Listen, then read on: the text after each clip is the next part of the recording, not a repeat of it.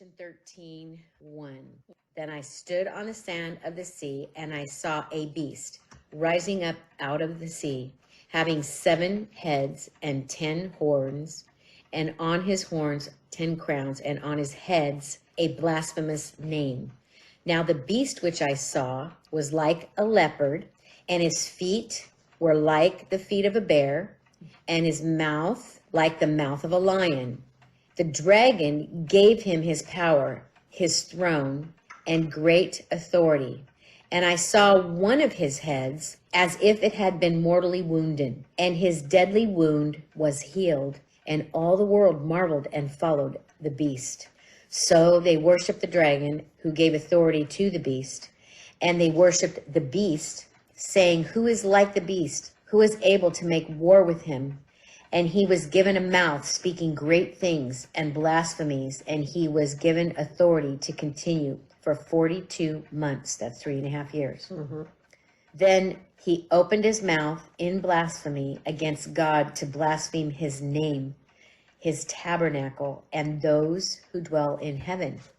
It was granted to him to make war with the saints and to overcome them. And authority was given him over every tribe, tongue, and nation.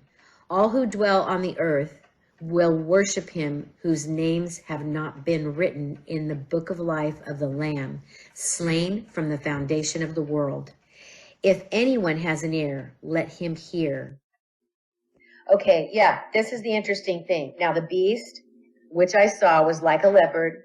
His feet were like the feet of a bear, and his mouth like the mouth of a lion. And the dragon gave him his power, his throne, and great authority. Now remember, we read in Revelation 12:9. So the great dragon was cast out, that serpent of old called the devil and Satan, who deceives the whole world. So the dragon is the devil. It's Satan. Satan gave him his power and his throne and great authority. So I got to go back to Daniel 7 again a minute. I got to save Daniel because Daniel is very involved in this portion of scripture. Yeah, of these 4 beasts. I want to go back to Daniel. Daniel spoke, saying, I saw in my vision by night, and behold, the 4 winds of heaven were stirring up the great sea, and 4 beasts came up from the beast, each different from the other. The first was like a lion and had eagle's wings. I watched till its wings were plucked off, and it was lifted up from the earth and made to stand on 2 feet. Suddenly another beast, a second, like a bear. It was raised up on one side and had 3 ribs and so on. And then he talks about, after this I looked, and there was another, like a leopard, which had on its back 4 wings of a bird and so on. And it says, after this I saw in the night visions of 4th beast. Okay, so then he describes the 4th beast. So in Daniel's vision, we have one beast and another beast and another beast and another beast. In Revelation, we have a beast having 7 heads, 10 horns, 10 crowns, and the beast which I saw was like this one beast that has 7 heads, 10 crowns.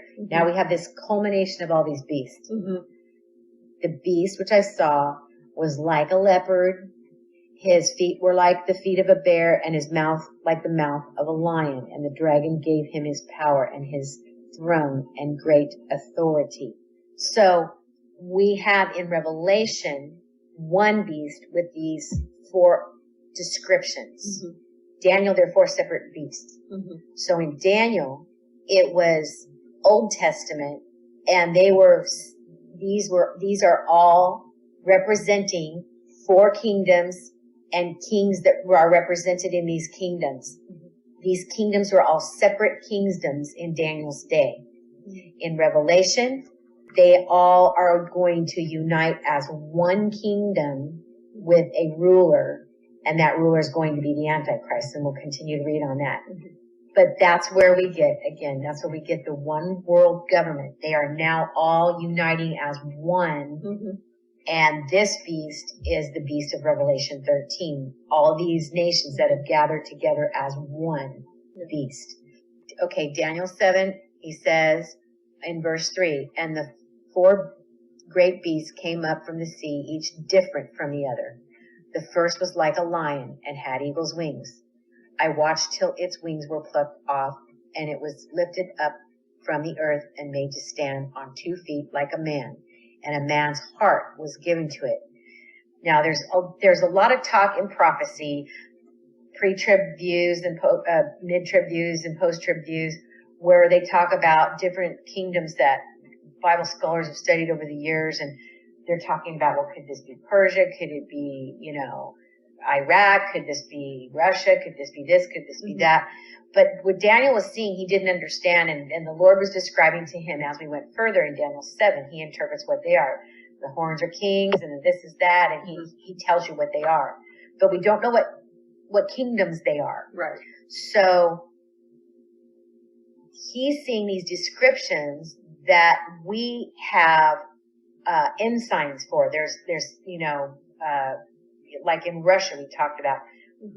Everybody knows that Russia is known as the bear. They have it on Times Magazine. Every time there's a report about Russia, you see something about the bear. It's this stuff about the bear, Russia. So it's pretty much in full agreement that Russia is the bear that's described here in Daniel's vision as one of the kingdoms. So, but the other ones are kind of people coming up with different ideas. But when we actually look at this, is so that we will understand today. Daniel was writing this thousands of years ago, and so is John. But these visions are for us today to understand, that are living through it. So there's signs that we'll be familiar with. So we're familiar with the bear with Russia. So when we look at the lion, the most familiar country that uses that is a significant kingdom in the earth, that has a significant power in the earth, is the Great Britain, is England. You see the lion everywhere. The lion is in front of their castles. Those lions, they always have a lion. And this is interesting because in this description of Daniel, the lion had eagle's wings. And Daniel says, I watched till its wings were plucked off, and it was lifted up from the earth. The eagle's wings that are plucked off of England are what we described. What came out of England was America. And it says they were given 2 wings of an eagle. I think about left and right wings in the United States, 2 wings of an eagle. And it says it was made to stand on 2 feet like a man, and a man's heart was given to it. Okay, our national symbol in America is the eagle. And the other national symbol of America is Uncle Sam. Excuse me. And a man's heart was given to it. Our nation was birthed with God's intention of having it to be a Christian nation where the gospel would go out into the earth. So it's an interesting thing that we see that description here in Daniel 7. And even more interesting, it's Daniel 7:4, which is America's Independence Day, July 4th. So it's just something to think about that's really interesting. I won't drive my stake in the ground and say this is absolutely this, but I think it's pretty compelling to consider that. I think that it's very possible that that's what it is.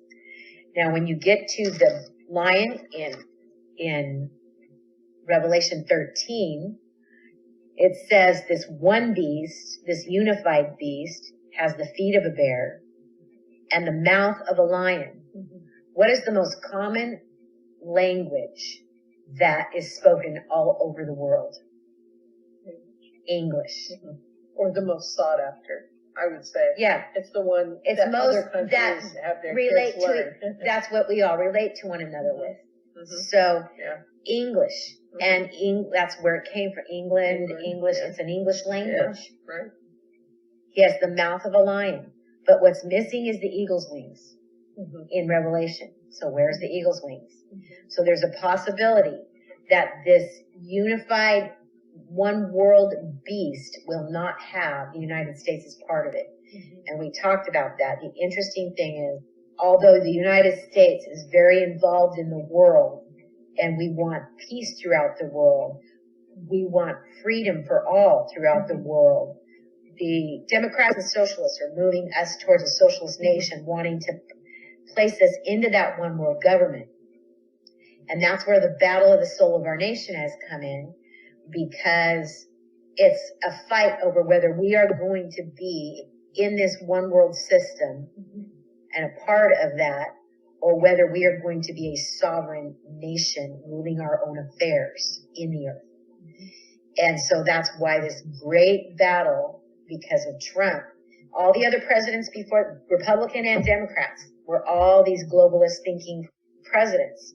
Trump is America First president. He is declaring the sovereignty of this nation.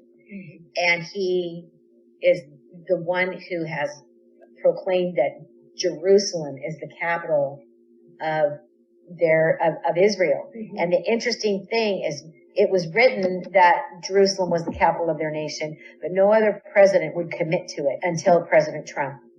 And so that is what the real battle of this nation is about. It's like Satan himself is just infuriated about this, because he wants the United States to be a part of this one world system. And he doesn't have a handle on America yet, because America have a taste of freedom, and they know it. Many Americans still know what that is.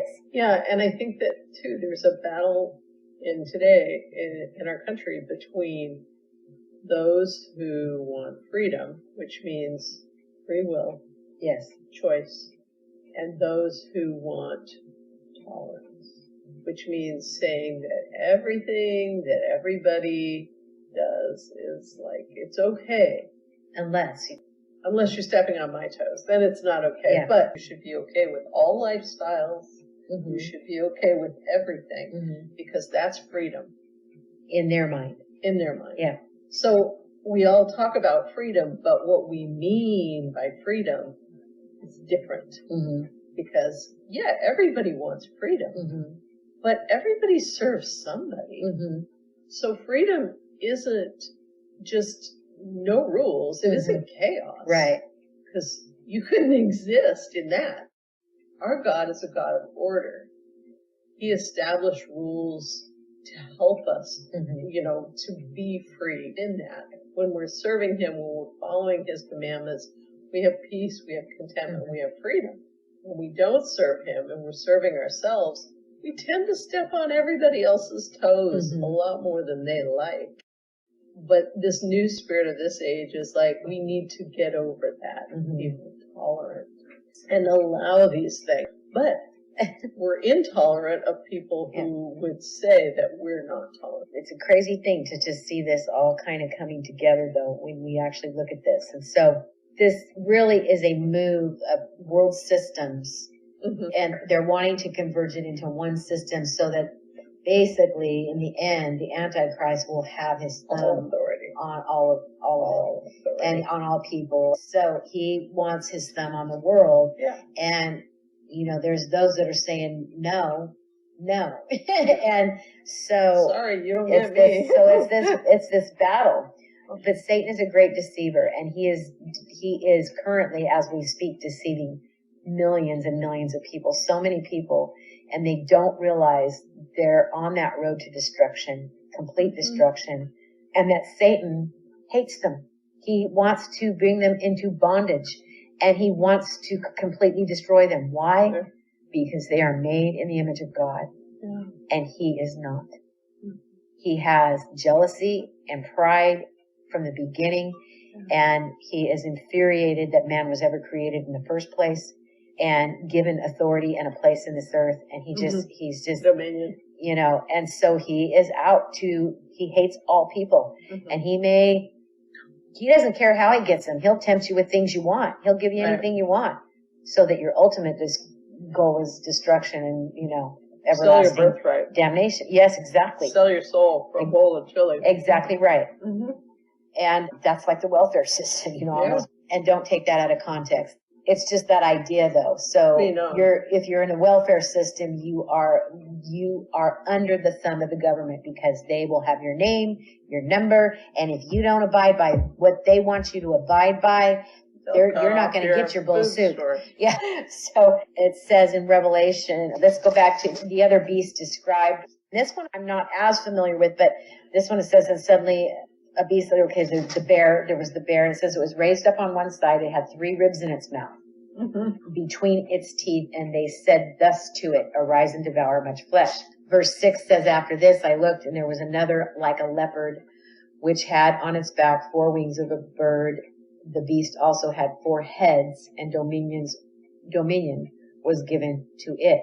There is an understanding out there that that's possibly representing France and Germany. France, their symbol is a rooster, and so the wings of a bird, and then the beast itself, the leopard, in being in alliance with Germany in some kind of a way, so these countries are sort of in alliance with each other there in Europe. And then after this, it describes the big beast, and then we're reading about. So when we get to Revelation again, they all become this one beast. So we're talking basically about Europe, this beast that is forming in the European area, and that will involve Russia and possibly some countries with Russia and so on. So it's going to be kind of all those areas in Europe and so forth. And so let's move on. 3. And I saw one of his heads as it had been mortally wounded. There's been some understanding. Some people think that it's a man that has a wound on his head, a physical wound on the head. But this beast also encompasses many nations. And so there is the line of thought where this beast, and if it does involve Germany, was during the Holocaust mortally wounded, and you had the death of all these people, and it almost died. It was like just had unto death, and the whole thing, But you see this resurgence of anti-Semitism coming now. And you see this, it's like coming back alive again. Some people think it could be a representation of Germany coming back, having this mortal wound and being brought back.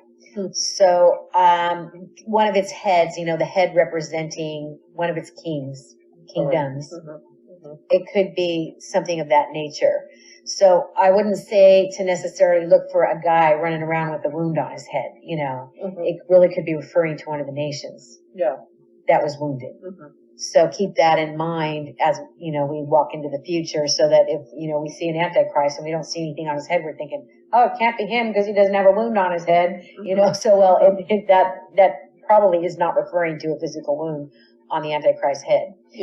Then it continues in verse 4. So they worshipped the dragon, which is Satan, who gave authority to the beast, to this one world government. And they worshipped the beast, saying, who is like the beast? Who is able to make war with him? And he was given a mouth, speaking great blasphemies. Okay, now we're getting down to the little horn, who is running this whole system, the king that's running this system, so to speak, the ruler. And he was given authority to continue for 3.5 years. Remember Revelation we just read in verse 17, and the dragon was enraged with the woman, Satan was enraged with Israel, and he went to make war with the rest of her offspring, who keep the commandments of God and have the testimony of Jesus Christ. And we read in Daniel that period of time that would happen was 3.5 years. So here we have in Revelation 13:5, and he was given a mouth speaking great things and blasphemies, and he was given authority to continue 42 months. That's 3.5 years. So the Antichrist is really going to come into great power halfway through the 7-year period. As we read in Daniel, that starts when the peace agreement is made. That's when we know we have 7 years to accomplish all these things that God is going to accomplish, and to set up his kingdom in the earth and the Lord's return. So halfway through that time is when Satan is kicked out of heaven. I think that's when probably Satan is completely kicked out, can no longer go back and forth and be the accuser of the brethren constantly before the Lord. He's now kicked out for good, and he has 3.5 years. He knows his time is short, and he's coming with great fury and great wrath against the woman Israel, spoken of in chapter 12, and her offspring, which have the testimony of Jesus Christ. That tells us who her offspring are. We are an offspring of Israel through Christ. He has 3.5 years. That's going to be the last 3.5 years. He knows his time is short. It says, and then he opened his mouth in blasphemy against God. So now he's setting him as authority. Keep this in mind. He was just kicked out of heaven. He's ticked off. Yeah. He's mad at God, and he's blaspheming. Now he's out there, he's just spewing it out there. He opened his mouth in blasphemy against God to blaspheme his name, his tabernacle, and those who dwell in heaven. And then it says it was granted to him. So he doesn't even have authority unless it's granted to him. It was granted to him to make war with the saints and to overcome them. Now, we just read that in Daniel. Again, I referred back to the letters in the beginning of Revelation. All of them say, he who overcomes will inherit the earth. He who overcomes, ... He who overcomes, he who has an ear to hear, let him hear what the Spirit says to the churches. God is telling the churches.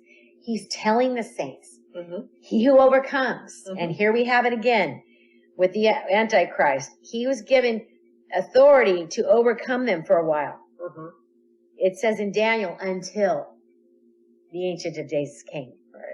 So it says an authority here, back here in Revelation 13, an authority was given him over every tribe, tongue, and nation. Now, this is where it begins to be so difficult, not only just for the people in the earth, but for the believers and for Israel, because literally all hell has broken loose. All over the earth, we're all getting it. We're and it's Christian. It doesn't matter.